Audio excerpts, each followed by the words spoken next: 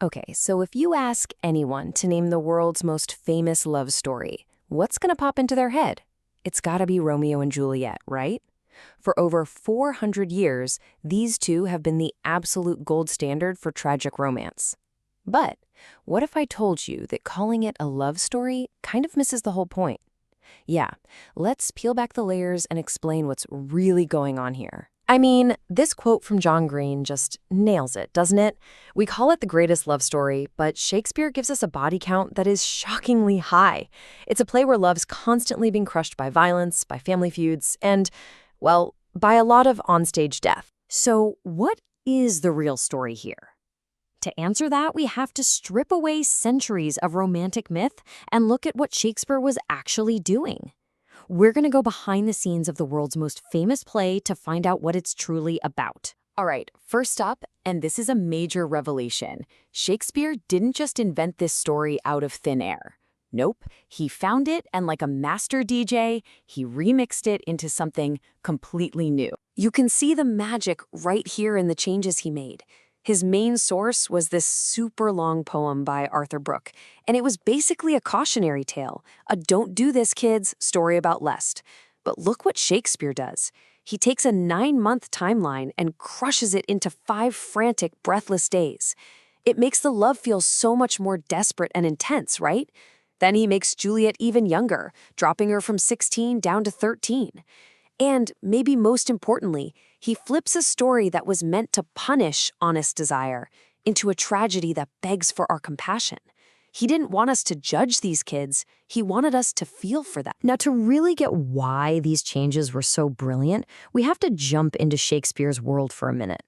The rules around love, marriage, and family in Elizabethan England were, well, they were wildly different from ours, and they are the absolute key to unlocking this play's power. Okay, so here's a fact that might actually surprise you. We tend to think of the past as a time when everyone got married super, super young. But for most regular English women in the 1590s, the average age to get married was actually in their mid-20s. The average. Now just hold on to that thought for a second, because Juliet is 13. 13. And no, that wasn't normal. This was designed to be shocking, even to the original audience. By making his heroine so incredibly young, Shakespeare immediately jacks up the stakes and highlights just how vulnerable she is in a world totally controlled by powerful adults. And this was the world she was up against. This quote is from a popular conduct book from the time, and it makes it crystal clear. Young women were expected to be silent, to be obedient, especially when it came to marriage. They had no say. So when Juliet defies her parents for love, it's not just romantic. It's an act of radical rebellion. But Juliet's rebellion doesn't happen in a vacuum. It happens in a city that is just simmering with the play's other dominant force, violence. And all that brawling in the streets of Verona, that wasn't just some plot device. It was a mirror reflecting Shakespeare's own chaotic London. You see, in 1595, the very year he was probably writing this play, London was rocked by riots. People were really aware of how fast a small argument could explode into deadly violence. So the feud between the Montagues and Capulets, which starts from something as silly as biting a thumb, would have felt very real to them. It tapped into real anxieties about social breakdown. And the fighting itself was basically ripped from the headlines. This new, deadly style of fencing with a thin sword called a rapier was an Italian import that was all the rage in England. It was seen as trendy and sophisticated, yeah, but also incredibly dangerous. So when Mercutio and Tybalt start throwing around Italian fencing terms, the audience would have recognized it as the latest, deadliest trend. So we have this beautiful, complex poetry. But where was it performed? Not in some quiet, stuffy hall. No, it was in a place that was loud, chaotic, and anything but highbrow. Welcome to the Globe Theater, or a place just like it.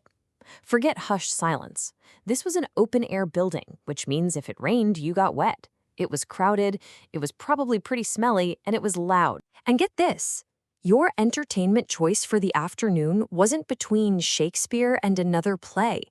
It was often between Shakespeare and bear baiting. That is a chained bear fighting a pack of dogs for sport. This tells you everything you need to know. This was not high art for the elite. It was popular entertainment for the mass, so just imagine being an actor in that space.